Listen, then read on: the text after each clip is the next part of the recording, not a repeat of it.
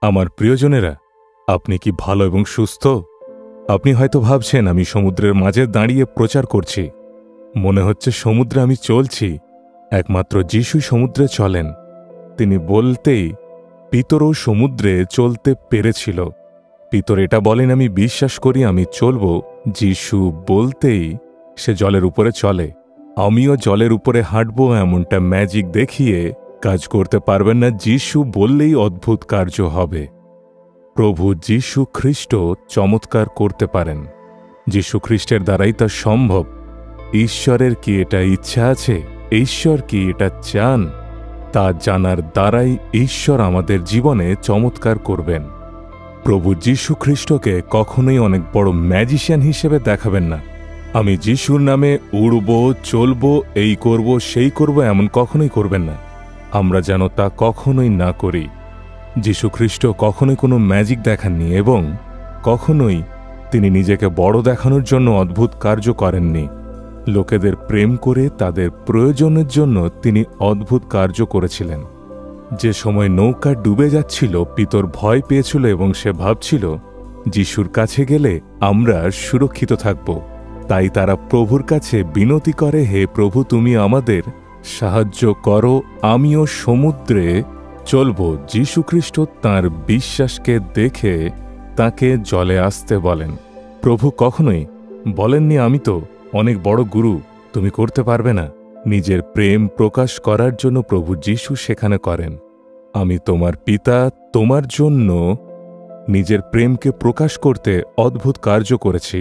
ঈশ্বর কি বলেছেন? আমাকে যে বিশ্বাস করে সে আমার থেকেও আরও বেশি চমৎকার করতে পারবে। এমন ঈশ্বরকে আপনি আর কোথাও দেখতে পাবেন না।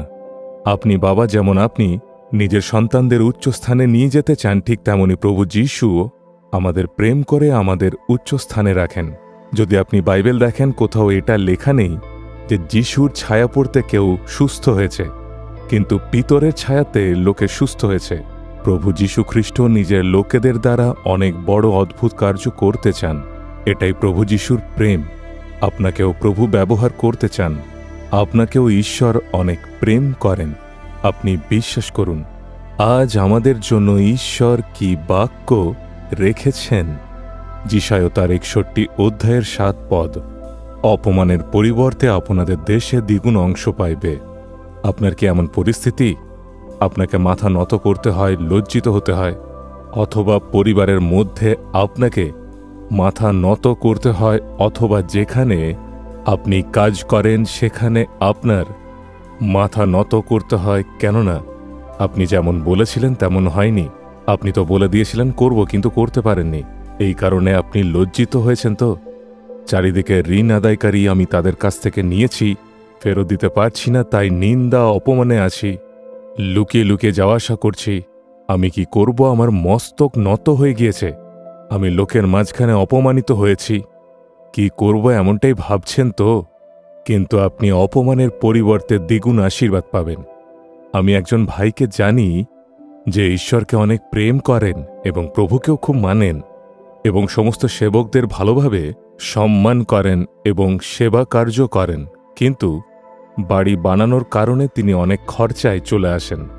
বাড়ি বানানোর পরে যাদের কাছে তিনি ঋণ নিয়েছিলেন তারা প্রতিদিন সন্ধ্যায় তার বাড়ি আসতেন।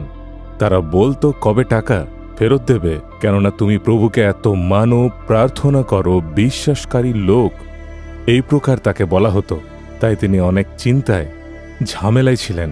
কবে টাকা ফেরত দেব, সেই কারণে তিনি সোজা ভিতরে যান এবং তার যা ঋণ ছিল একটা পেপারে লেখেন এবং ঈশ্বরের চরণের কাছে এসে বলেন, হে প্রভু, আমি তোমার সন্তান, তুমি আমাকে লজ্জিত হতে দিও না। আমি তোমার ছেলে প্রভু। ছেলে ঋণ নিয়েছে তো বাবাকে শোধ করতে হবে, তাই তুমি আমার জন্য অদ্ভুত কার্য করো বলে, হে প্রভু, আমি যেন এরপর লজ্জিত না হই। তিনি প্রার্থনা করেন, কেননা সে খুবই গভীর বিশ্বাসী দাস আর প্রভুর জন্য সেবাকার্য করতেন। তাই সম্পূর্ণ বিশ্বাসের সাথে ঈশ্বরের কাছে এসে তিনি প্রার্থনা করেছিলেন, আর ঈশ্বর তাঁর প্রার্থনা শুনেছিলেন। আমার সন্তান লজ্জিত, আমি তার জন্য অদ্ভুত কার্যকে করব। এবং তিনি 1 মাসের মধ্যে সম্পূর্ণ ঋণ শোধ করেন। অনেক বড় চমৎকার হয়, তিনি নিজেই জানেন না ব্যবসায় কত লাভ হয়েছে, কিভাবে ঋণ শোধ হলো, কোনো কিছুই জানেন না। আমি তাকে জিজ্ঞাসা করেছিলাম, আপনি কি কোনো জমি বিক্রি করেছেন অথবা কারো কাছে টাকা নিয়েছেন? তিনি বলেন, আমি কিছুই জানি না। ঈশ্বর চমৎকার কার্য করেন আমার ব্যবসায়, প্রভু আমদানিকে বৃদ্ধি করেন এবং 1 মাসেই সমস্ত ঋণ আমি পরিশোধ করি। তার মেয়ের জন্য যখন তিনি বিয়ের প্রস্তুতি নিচ্ছিলেন, সেই শহরে একজন ধনবান ব্যক্তি ছিলেন। তিনি পুরো টাকা নিয়ে এসে তিনি বলেন, আপনার মেয়ের বিয়েতে আমি তো থাকতে পারবো না, আমি বিদেশ যাচ্ছি, বিয়ের মানে তো অনেক খরচা আছে, আমি আপনার বিষয় জানি, সেই কারণে আমার কাছে কিছু লাখ টাকা রাখা আছে, আমাকে শীঘ্র ফেরত দেওয়ার কোনো প্রয়োজন নেই, যখন আপনার কাছে আসবে আপনি ধীরে ধীরে শোধ করবেন, আমি এটা আপনার কাছে দেওয়ার জন্য এসেছি। সেই ভাই বলেন, কিন্তু ঈশ্বর আমাদের জীবনে অদ্ভুত কার্য করেন। আমার মেয়ের বিয়ের জন্য যা টাকার প্রয়োজন ছিল সমস্ত কিছু ঈশ্বর দেন। কারো কাছে ঋণ নেওয়ার আমার অভ্যেস নেই। আপনি আমার বাড়ি খুঁজে এসেছেন, এত প্রেমের সাথে বলেছেন, তাই ধন্যবাদ, কিন্তু আমি আপনার কাছে টাকা নিতে পারবো না। ঈশ্বর অদ্ভুত কার্য করেছেন। যে জায়গায় তার মস্তক নত হয়েছিল, যেখানে লোকেদের মধ্যে নিন্দা অপমান সহ্য করতে হয়েছিল, সেখানেই ঈশ্বর চমৎকার করেন, সেখানেই প্রভু তার মস্তক উচ্চ করেন এবং তার জীবনে অদ্ভুত কার্য করেন। আপনার জীবনেও হবে, আপনার পরিবারেও হবে। ঈশ্বর বলেন, আমি তোমার জন্য প্রতিজ্ঞা করেছি, তুমি কখনোই লজ্জিত হবে না। আমি তোমার জন্য অদ্ভুত কার্য এবং চমৎকার করব, কিন্তু আমাদের মনোযোগ দিতে হবে ঈশ্বর এবং আমাদের মধ্যে যে সঙ্গতি আছে তা কেমন। বাক্য পড়েন কি? বিশ্বাসে স্থির আছেন? আমাদের ঈশ্বরের সাথে সাথে চলার জন্য মনোযোগ দিতে হবে। এভাবে চললে আপনি যেখানে অপমানিত হয়েছেন, সেই জায়গাতেই ঈশ্বর আপনার মস্তককে উচ্চীকৃত করবেন। দ্বিগুণ প্রতিফলকে আজ ঈশ্বর আপনার জীবনে চমৎকার হিসাবে করবেন।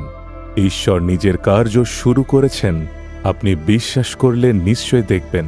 তাই প্রভুকে বলুন, হে প্রভু, নিন্দা অপমানের পরিবর্তে দ্বিগুণ আশীর্বাদের প্রতিজ্ঞা তুমি করেছ। তুমি আমাকে প্রভু নত হতে দেবেন, আমি বিশ্বাস করি। এই জায়গায় যিনি আমার মস্তককে উচ্চীকৃত করেন, যিনি দ্বিগুণ প্রতিফল দেন, তার স্তুতি হোক, স্তুতি হোক। আজই অদ্ভুত কার্য এবং চমৎকার দেখব। যিশুর নামে আমেন, আমেন।